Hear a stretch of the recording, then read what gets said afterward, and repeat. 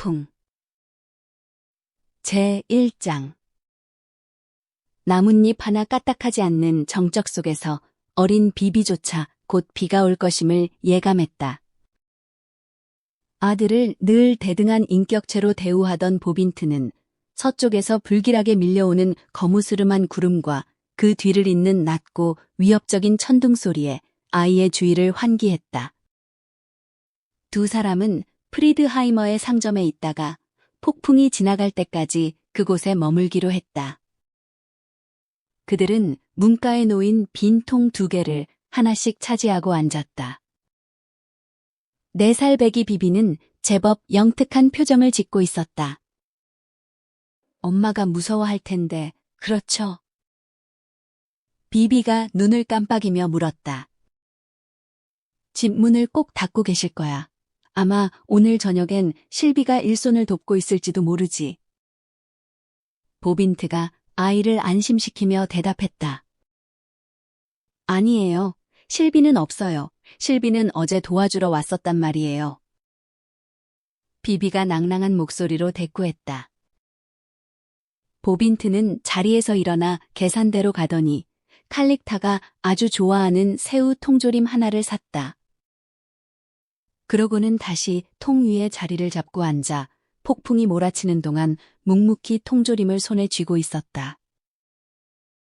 폭풍은 나무로 된 상점 건물을 통째로 흔들었고 멀리 떨어진 들판에 거대한 고랑을 파헤치는 듯한 기세로 몰아쳤다. 비비는 아빠의 무릎 위에 작은 손을 얹은 채 전혀 겁내지 않았다. 제2장 집에 있던 칼릭타는 남편과 아들의 안전을 걱정하지 않았다. 그녀는 창가에 앉아 재봉틀을 맹렬히 돌리고 있었다. 작업에 몰두하느라 폭풍이 다가오는 줄도 몰랐던 것이다. 다만 몸이 너무 뜨거워 자주 일손을 멈추고 송골송골 맺힌 땀을 닦아내야 했다. 그녀는 목 밑까지 채워진 하얀 상의의 단추를 풀었다. 실내가 어두워지기 시작해서야 상황을 깨달은 그녀는 서둘러 일어나 창문과 문들을 닫으러 다녔다. 앞쪽 작은 발코니에는 말리려고 내놓은 보빈트의 외출복이 걸려 있었다. 비가 쏟아지기 전에 옷을 챙기려 서둘러 밖으로 나갔을 때 앨리스 라발리어가 말을 타고 대문 안으로 들어왔다. 결혼 후 그를 자주 보지 못했을 뿐더러 단둘이 마주친 적은 단 한 번도 없었다. 그녀가 보빈트의 코트를 손에 든 채 멍하니 서 있는 사이 굵은 빗방울이 떨어지기 시작했다. 앨리스는 닭들이 옹기종기 모여 있고 쟁기와 썰애가 쌓여 있는 처마 밑으로 말을 몰았다. 폭풍이 지나갈 때까지 발코니에서 좀 기다려도 될까, 칼릭타? 그가 물었다. 어서 들어오세요, 앨리스 씨. 자신의 목소리와 그의 목소리에 그녀는 마치 최면에서 깨어난 듯 깜짝 놀라며 보빈트의 조끼를 집어들었다. 앨리스는 발코니로 올라와 바지를 낚아채고 갑작스러운 돌풍에 날아갈 뻔한 비비의 자수 재킷을 붙잡았다. 그는 밖에서 기다리겠다고 했지만 곧 그것이 무의미하다는 게 드러났다. 비바람이 발코니 바닥을 거세게 때리며 들이쳤기 때문이다. 결국 그는 안으로 들어가 문을 닫았다. 문틈으로 물이 새지 않게 무언가 받쳐야 할 정도였다. 어머나, 비 좀 봐. 이렇게 비가 쏟아지는 건 꼬박 2년 만인 것 같네요. 칼릭타가 가만히 조각을 말자 앨리스가 그것을 문틈에 끼워 넣는 걸 도와주며 그녀가 외쳤다. 결혼하던 5년 전보다 체격은 조금 더 풍만해졌지만 그녀의 생기 넘치는 모습은 여전했다. 푸른 눈동자는 여전히 보는 이를 녹여낼 듯 부드러웠고 바람과 비에 헝클어진 금발은 귀와 관자놀이 주변에서 평소보다 더 고집스럽게 꼬여 있었다. 지붕 위를 때리는 빗소리는 당장이라도 천장을 뚫고 모든 걸 집어삼킬 듯 요란했다. 두 사람이 있는 곳은 식당이자 거실 혹은 다용도실로 쓰이는 방이었다. 바로 옆에는 침실이 있었는데 그녀의 침대 곁에 비비의 작은 침대가 놓여 있었다. 열려있는 침실문 사이로 보이는 하얗고 커다란 침대와 닫힌 덧창은 방안을 어둡고 신비롭게 만들었다. 앨리스가 흔들 의자에 몸을 던졌고 칼릭타는 불안한 듯 바닥에 놓인 기다란 천 조각들을 주워 모으기 시작했다. 비가 계속 이렇게 오면 제 방이 견뎌낼 수 있을지 모르겠네요. 그녀가 외쳤다. 제 방이 당신이랑 무슨 상관이라고 그래요? 상관이 왜 없어요? 보빈트랑 비비가 저 폭풍 속에 있는데 프리드 하이먼의 가게에서 나오지 말았어야 할 텐데 말이에요. 걱정 말아요, 칼릭타. 보빈트도 태풍이 오면 비를 피해야 한다는 것쯤은 아는 사람 아닙니까? 그녀는 잔뜩 초조한 표정으로 창가에 서서 습기가 뿌옇게 서린 창틀을 닦아냈다. 숨이 막힐 듯한 열기가 가득했다. 앨리스가 일어나 그녀의 어깨 너머로 창밖을 내다보았다. 빗줄기는 마치 거대한 장막처럼 쏟아져 멀리 떨어진 오두막들을 가리고 숲을 회색 안개 속에 가둬버렸다. 번개는 쉴 새 없이 번뜩였다. 번개불 하나가 들판 끝에 서 있는 커다란 치나베리 나무를 때렸다. 눈부신 섬광이 시야를 가득 채웠고 굉음은 발밑의 바닥까지 흔드는 듯했다. 칼릭타는 두 손으로 눈을 가리며 비명을 지르고는 뒤로 휘청거렸다. 앨리스의 팔이 그녀의 허리를 감싸 안았고 그는 찰나의 순간 그녀를 아주 세게 끌어당겼다. 세상에.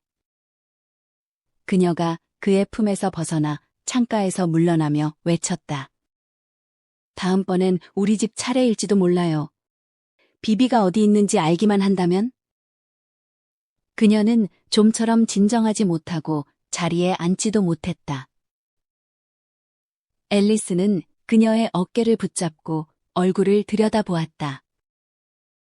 무심코 그녀를 끌어안았을 때 느껴진 따뜻하고 떨리는 몸의 감촉이 예전의 그 열망과 그녀에 대한 갈망을 다시 일깨웠다.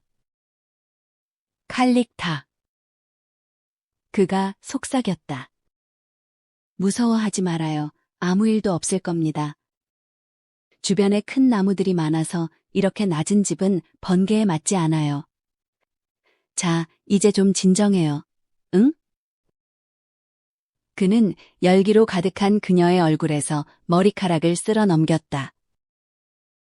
그녀의 입술은 석류씨처럼 붉고 촉촉했다. 하얀 목선과 그 사이로 살짝 엿보이는 풍만하고 단단한 가슴이 그를 강렬하게 뒤흔들었다. 그녀가 그를 올려다보자 맑고 푸른 눈에 서려 있던 두려움은 어느새 나른한 빛으로 바뀌어 무의식적인 갈망을 드러내고 있었다. 그는 그녀의 눈을 내려다보았고 더는 참지 못하고 그녀의 입술에 긴 입맞춤을 남겼다. 그 키스는 어섬션에서의 기억을 떠올리게 했다. 어섬션에서의 일 기억하나요? 칼릭타? 욕망으로 잠긴 낮은 목소리로 그가 물었다. 오, 그녀는 기억하고 있었다. 어섬션에서 그는 그녀에게 키스하고 또 키스했었다. 감각이 마비될 정도로 뜨거웠던 그 순간 그녀를 지켜주기 위해 그는 필사적으로 도망치듯 자리를 떠나야만 했다. 당시 그녀는 순결한 비둘기는 아니었을지언정 결코 범할 수 없는 존재였다.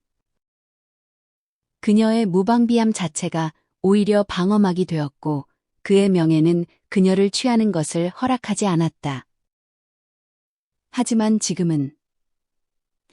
지금 그녀의 입술은 그리고 희고 둥근 목과 더 하얀 가슴은 누구의 방해도 받지 않고 맛볼 수 있는 것이었다. 그들은 쏟아지는 빗소리를 더는 신경 쓰지 않았다. 대자연의 으르렁거림은 그의 품에 안긴 그녀를 오히려 웃게 했다. 어둡고 신비로운 방 안에서 그녀는 자신이 누운 침대만큼이나 하얗게 빛나는 계시와도 같았다. 생애 처음으로 자신의 권리를 깨달은 그녀의 탄탄하고 탄력 있는 육체는 태양이 세상을 향해 그 향기를 내뿜으라 손짓하는 크림빛 백합 같았다. 기만도 속임수도 없는 그녀의 아낌없는 열정은 하얀 불꽃이 되어 앨리스의 본능 깊숙이 아직 누구도 닿지 못했던 곳까지 침투하여 공명을 일으켰다. 그가 그녀의 가슴을 만졌을 때 그녀는 파르르 떨리는 황홀경 속에 몸을 맡기며 그의 입술을 유혹했다. 그녀의 입은 기쁨의 샘이었다. 그가 그녀를 온전히 소유했을 때 두 사람은 삶의 신비가 닿는 경계선에서 함께 아찔한 현기증을 느꼈다. 그는 숨을 헐떡이며 멍한 상태로 그녀의 몸 위에 엎드려 있었다. 그의 심장이 마치 망치처럼 그녀의 가슴을 때리고 있었다. 그녀는 한 손으로 그의 머리를 감싸 안고 입술로 그의 이마를 살짝 건드렸다. 다른 한 손은 그의 근육질 어깨를 달래듯 리드미컬하게 쓰다듬었다. 멀리서 들려오는 천둥 소리는 점차 잦아들고 있었다. 지붕 위를 부드럽게 때리는 빗소리는 그들을 나른한 잠으로 초대했다. 하지만 두 사람은 감히 그 유혹에 굴복할 수 없었다. 제3장 비가 그쳤다. 태양은 물기 어린 초록빛 세상을 보석이 가득한 궁전으로 바꾸어 놓았다. 칼릭타는 발코니에서 앨리스가 말을 타고 떠나는 모습을 지켜보았다. 그가 고개를 돌려 화사한 미소를 지어 보이자 그녀는 예쁜 턱을 치켜들고 크게 소리내어 웃었다. 집으로 터덜터덜 돌아오던 보빈트와 비비는 물탱크 앞에 멈춰서서 매무새를 가다듬었다. 이런, 비비, 엄마가 뭐라고 하시겠니? 부끄러운 줄 알아야지. 그 좋은 바지를 입고 나갔어야 했는데 이 꼴 좀 봐. 게다가 기세 묻은 이 진흙은 또 뭐고? 대체 어떻게 하면 기세 진흙이 묻는 거냐, 비비? 너 같은 애는 정말 처음 본다. 비비는 처연할 정도로 체념한 표정이었다. 보빈트는 험한 길과 젖은 들판을 가로질러 오느라 엉망이 된 자신과 아들의 몸에서 흔적을 지우기 위해 필사적이었다. 그는 나뭇가지로 비비의 맨다리와 발에 묻은 진흙을 긁어내고 무거운 가죽 장화에 묻은 자국들도 정성껏 닦아냈다. 그러고는 결벽증 있는 아내와의 만남이라는 최악의 상황을 대비하며 조심스럽게 뒷문으로 들어섰다. 칼릭타는 저녁 식사를 준비하고 있었다. 식탁을 차려놓고 화롯가에서 커피를 내리던 그녀는 그들이 들어오는 소리에 벌떡 일어났다. 어머, 보빈트, 돌아왔군요. 얼마나 걱정했다고요. 비가 올 때 어디 있었어요? 비비는요? 젖진 않았나요? 다친 데는 없고요? 그녀는 비비를 껴안고 요란하게 뽀뽀를 퍼부었다. 오는 내내 준비했던 보빈트의 변명과 사과들은 입 밖으로 나오기도 전에 사라졌다. 칼릭타는 그의 몸을 더듬으며 옷이 젖었는지 확인하더니 그들이 무사히 돌아온 것에 그저 만족스러워할 뿐이었다. 새우 좀 사왔어, 칼릭타. 보빈트가 넉넉한 바지 주머니에서 통조림을 꺼내 식탁 위에 올려놓으며 말했다. 새우라고요. 어머, 보빈트, 당신은 정말 최고예요. 그러고는 그의 뺨에 소리가 날 정도로 진한 키스를 선사했다. 정말이지, 오늘 밤엔 진수성찬을 즐겨보자고요. 보빈트와 비비는 비로소 긴장을 풀고 즐거워하기 시작했다. 세 사람이 식탁에 둘러앉아 나누는 웃음소리가 어찌나 크고 유쾌했는지 멀리 라발리르네 집까지 들릴 정도였다. 제4장. 그날 밤 앨리스 라발리르는 아내 클라리스에게 편지를 썼다. 다정한 애정과 염려가 가득 담긴 편지였다. 그는 서둘러 돌아올 필요 없다고, 만약 그녀와 아이들이 빌록시에서의 생활이 즐겁다면 한 달 정도 더 머물다 오라고 썼다. 자신은 아주 잘 지내고 있으며 비록 그들이 그립긴 해도 아내의 건강과 즐거움이 최우선이니 이별의 시간을 조금 더 견뎌낼 용의가 있다고 덧붙였다. 제5장. 클라리스는 남편의 편지를 받고 무척 기뻐했다. 그녀와 아이들은 잘 지내고 있었고 그곳의 사교계 사람들도 마음에 들었다. 옛 친구들과 지인들도 여럿 해안가에 와 있었다. 결혼 후 처음으로 만끽하는 자유로운 공기는 그녀에게 처녀 시절의 즐거운 해방감을 되찾아주는 듯 했다. 남편을 헌신적으로 사랑하긴 했지만 친밀한 부부 생활이라는 의무에서 잠시 벗어나는 것은 그녀가 기꺼이 바라는 바였다. 그렇게 폭풍은 지나갔고 모두가 행복했다. 작품 해설. 본능의 해방과 도덕적 공백. 이 작품은 자연의 거대한 박동과 인간의 원초적인 욕망이 하나로 뒤섞이는 찰나를 포착한 파격적인 수작입니다. 제목인 폭풍은 단순히 외부의 기상현상을 넘어 사회적 관습과 도덕이라는 견고한 둑을 무너뜨리는 내면의 격정적 분출을 상징합니다. 작가는 칼릭타와 앨리스의 우발적인 재회를 통해 보수적 시대 배경 속에서도 억누를 수 없었던 여성의 성적 주체성과 인간의 본능을 가감없이 드러냅니다. 여기서 흥미로운 점은 폭풍을 묘사하는 작가의 시선입니다.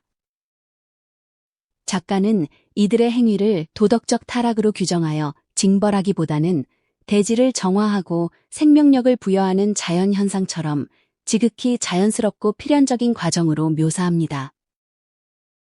작품의 가장 대담한 성취는 결말에 있습니다. 불륜의 대가로 파멸이나 죄책감을 예고하는 대신 모두가 행복했다는 서늘할 정도로 명쾌한 문장으로 끝을 맺기 때문입니다. 이는 사회적 규범이 개인의 실존적 욕망을 완벽히 통제할 수 없음을 시사하며 평온한 일상의 이면에 도사린 인간 본성의 진실을 날카롭게 꿰뚫어 봅니다. 여러분은 이 폭풍이 지나간 뒤의 평화를 어떻게 느끼셨습니까?